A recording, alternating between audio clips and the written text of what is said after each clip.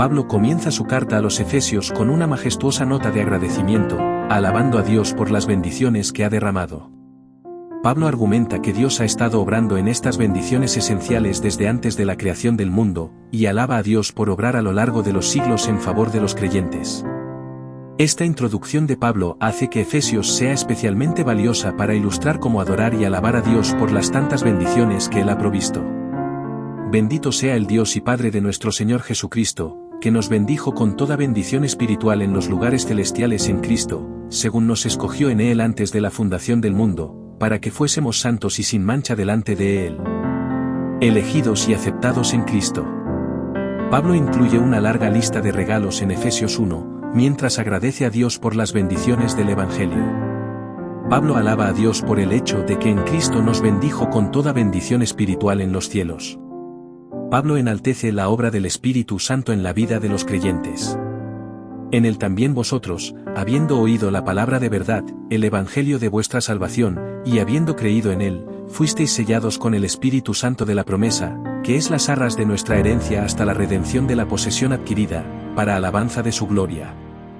En Efesios 1, del 3 al 6, encontramos un lenguaje inspirador sobre cómo nos ve Dios en Cristo. Antes de la creación del mundo, Dios nos escogió en Cristo y determinó que seamos santos y sin culpa en su presencia, como hijos e hijas entrañables en virtud de la creación y la redención en Cristo. En amor habiéndonos predestinado para ser adoptados hijos suyos por medio de Jesucristo, según el puro afecto de su voluntad. Desde antes de que el sol comenzara a brillar, su estrategia ha sido que seamos aceptos en el amado. En resumen, la intención de Dios es que seamos salvos.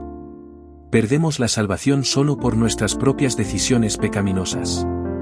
Redención costosa, perdón generoso. El pecado había sido una fuerza tenebrosa y dominante en la vida de la audiencia de Pablo. Pablo puede describirlos, en su existencia anterior, como muertos en vida.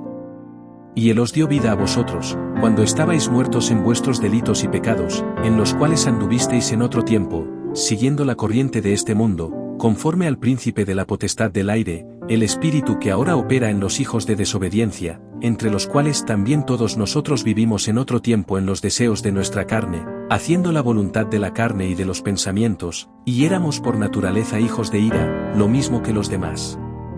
Esclavizados al pecado y a Satanás, no tenían la capacidad de liberarse. Necesitaban rescate. Dios así lo hizo mediante sus actos de gracia en Cristo, y Pablo celebra dos nuevas bendiciones de la gracia de Dios en la vida de los creyentes, la redención y el perdón. En quien tenemos redención por su sangre, el perdón de pecados según las riquezas de su gracia, que hizo sobreabundar para con nosotros en toda sabiduría e inteligencia. Nuestra libertad tiene un costo extremo, la sangre de Cristo Jesús. Dios nos da libertad y dignidad.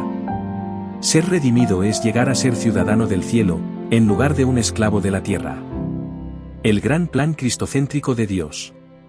El término que Pablo utiliza para describir el plan de Dios significa reunir, restaurar o recuperar todas las cosas en Cristo. Jesús encabeza el plan escatológico final de Dios.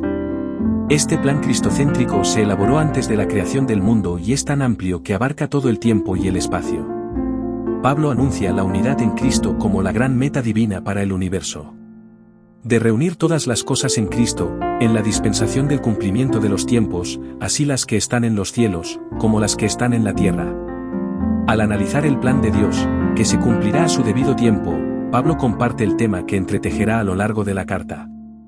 Dios comienza su plan para unificar todas las cosas, fundando la Iglesia y llamando a todos a pertenecer a su pueblo.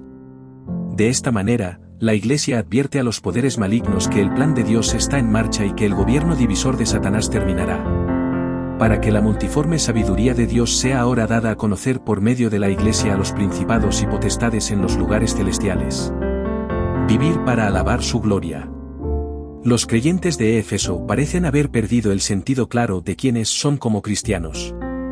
Por esta razón, Pablo desea volver a reforzar su identidad como cristianos. Los creyentes son hijos de Dios y tienen acceso a muchas bendiciones por medio de Cristo, basadas en los profundos consejos y en las eternas decisiones de Dios. Es el propósito, el consejo y la voluntad de Dios lo que se está llevando a cabo en su vida según el plan aún más amplio de Dios de unir todas las cosas en Cristo.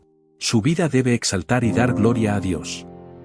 En él hemos obtenido también una herencia, habiendo sido predestinados conforme al plan del que hace todo según el propósito de su voluntad, para que nosotros, que fuimos los primeros en Cristo, seamos para alabanza de su gloria. El Espíritu Santo. Al explorar la importancia del Espíritu Santo en la vida de los creyentes, Pablo utiliza dos imágenes o metáforas para el Espíritu. En primer lugar, describe al Espíritu Santo como un sello, al identificar la presencia del Espíritu como un sellamiento que se efectúa desde el momento de la conversión.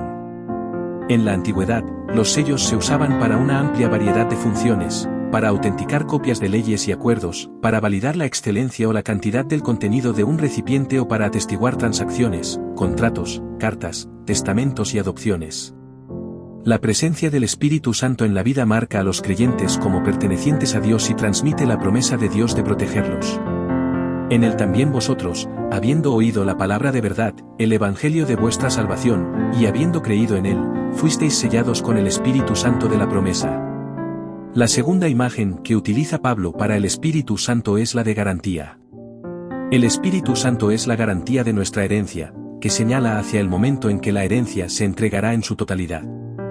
Dice Pablo que la entrañable presencia del Espíritu Santo en la vida de los creyentes es un anticipo de la herencia plena de salvación y redención que recibirán con la venida de Cristo, el cual también nos ha sellado, y nos ha dado las arras del Espíritu en nuestros corazones.